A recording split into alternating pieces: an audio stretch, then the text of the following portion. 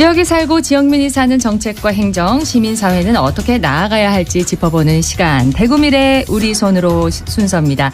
계명대학교 경제금융학과 김영철 명예교수와 함께합니다. 교수님 어서 오세요. 네, 안녕하세요. 네, 오늘은 먼저 책 한 권을 좀 소개하겠다 이렇게 말씀을 하셨는데 책을 통해서 어떤 얘기를 해주실지요? 네, 오늘은 좁은 해랑이라고 하는 책을 좀 소개해 드릴까 싶습니다. 좁은 회랑. 네네, 좁은 해랑이라고 하는 것은 좁은 길 이런 의미입니다. 네. 2024년에 노벨 경제학상을 받은 아제 무얼로와 로빈슨이 쓴 책인데요.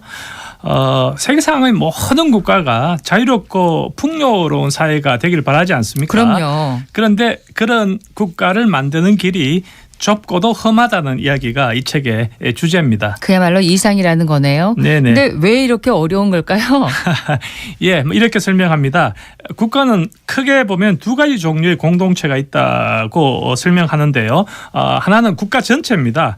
국가는 국가통치기구, 우리가 아는 중앙정부가 있고요. 네. 또 하나는 우리가 일상을 살아갈 때 같이 어울려 살고 있는 지역 공동체가 있습니다. 책에서는 국가통치기구, 중앙정부죠. 이 가만히 두면 리바이어던이 되기 쉽다 이렇게 이야기를 하고 네. 또 지역 공동체는 부족주의로 빠질 위험이 있다. 그러니까 이게 양쪽에서 다 위험이 있으니까 그 길은 멀고도 험하다. 이런 이야기로 해석할 수 있습니다. 가만히 두면 중앙정부는 리바이던이 될 수 있다. 리바이어던이 뭔가요? 예, 이것은 바다에 사는 괴물 의미하는데 중앙정부가 민주적 통제 방식으로 족쇄를 채우지 않으면 네. 이 독재라는 괴물로 변하기 쉽다는 뜻에서 리바이어던이라는 말을 쓰고요. 또 지역 공동체의 경우는 우리가 경험하고 있습니다만 바깥 사회와 스스로 고립될 가능성이 많고요. 네. 그렇게 되면 독자적인 규범이 내부에서 지배적이 되는데 이렇게 되면 폐쇄적 부족주의에 빠질 가능성이 있다. 이것이 이 책의 설명입니다. 그래서 민주주의적 국가 운영을 위해 끊임없이 시민의 견제, 감시가 필요하고 네. 지역 공동체는 개방적인 사회로 변화되어서 보편적 가치관이 공동체 내부에 자리 잡을 수 있도록 노력하지 않으면 안 된다는 그런 이야기입니다. 네, 이런 논리를 대구 경북에 좀 적용해 보자. 이런 예, 얘기시군요. 그렇죠. 네네. 한국 전체 이야기를 먼저 해보겠습니다. 네. 한국은 근대화 과정에서 국가 통치 방식이 독재 위협에 빠지는 경우가 많았습니다. 그렇습니다. 그때마다 성공적으로 시민의 견제 감시를 통해서 민주주의 원리를 회복시켜온 놀라운 역사를 보여주는데요. 네. 지금 현재 한국 사회가 경험하고 있는 정치적 혼돈 상황도 결국 이런 과정의 연장선상에서 이해할 수 있습니다. 그런데 지역 공동체로 문제로 눈을 돌리면 이야기가 전혀 달라지는데요. 네. 지역 공동체의 경우 여전히 폐쇄적 부족주의 속성이 매우 강하고요.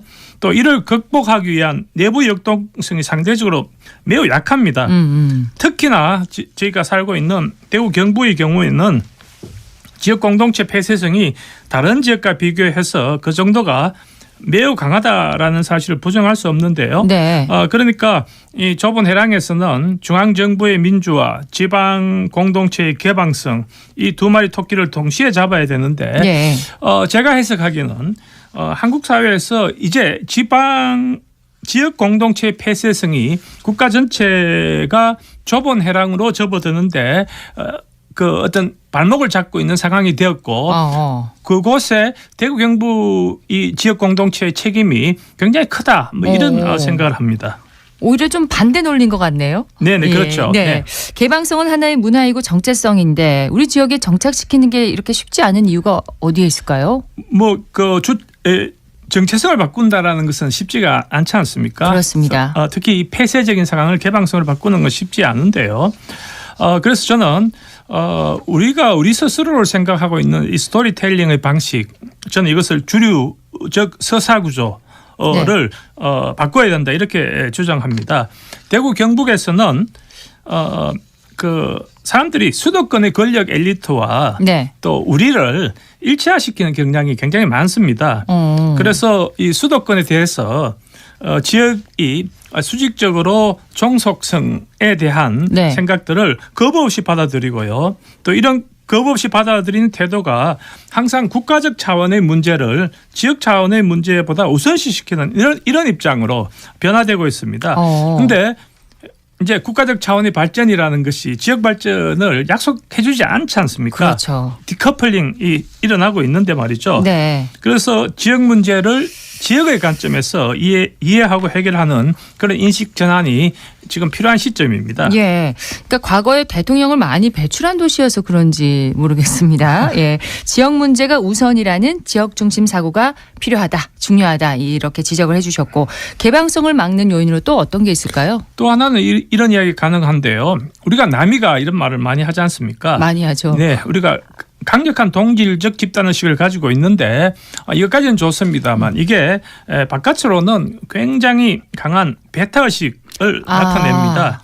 그래서 이런 배타의식 그리고 중앙에 대한 종속성 뭐 이런 이 시대와는 어울리지 않는 이 대구 경북을 사로잡고 있는 이 서사 구조를 벗어날 필요가 있고 이것이 예. 크다는 숙제라고 생각하고요. 그러기 위해서는 대구 경북의 고유한 서사, 주체적 서사를 지금부터 어렵지만 이 부분은 예. 고민하고 만들어 가야 될 것으로 생각합니다. 그럼 대구 경북을 보여주는 좀 새로운 서사의 주제를 찾아야겠네요. 네, 우선 지역의 서사라고 하면 네. 제가 학생들에게 물어보면 대체로 지역이 보수적이다 이런 이야기를 많이 하지 않습니까? 네.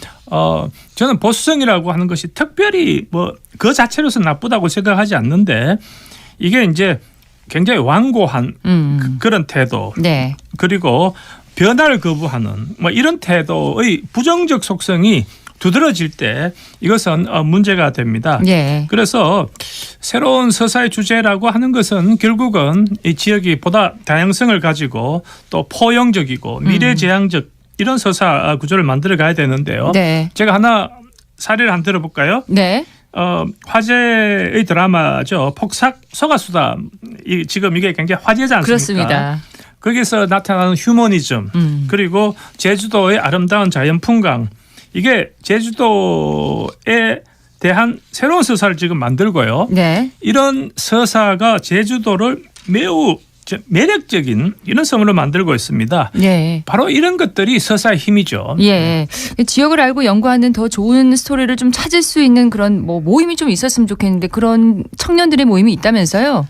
네, 제가 좀 관여하고 있습니다만 대구 경북학회가 네. 2019년부터 대구 경북 10개 대학에 대구 경북 지역학 강의를 합니다. 여기에 청년들이 주요 대상인데요. 이 청년들이 이 강의를 통해서 지역의 고유한 스토리를 이해하고 또 대구 경북에 대한 새로운 시각을 이해하는데 네. 좋은 기회가 됩니다만 올해부터는 안타깝게도 이런저런 이유로 대구 경북 지역학 강의가 축소되고 변질되고 있습니다. 그렇군요. 네, 예. 좀 아쉬운데요. 더 많은 시민들의 참여가 이어지는 그런 좀 모임이 활성화되면 좋겠습니다. 예, 오늘 대구미래 우리 손으로 여기까지 듣겠습니다. 계명대학교 경제금융학과 김영철 명예교수였습니다. 교수님 고맙습니다. 네, 고맙습니다. 생생매거진 오늘 준비한 소식 여기까지입니다. 지금까지 박은정이었습니다. 여러분 고맙습니다.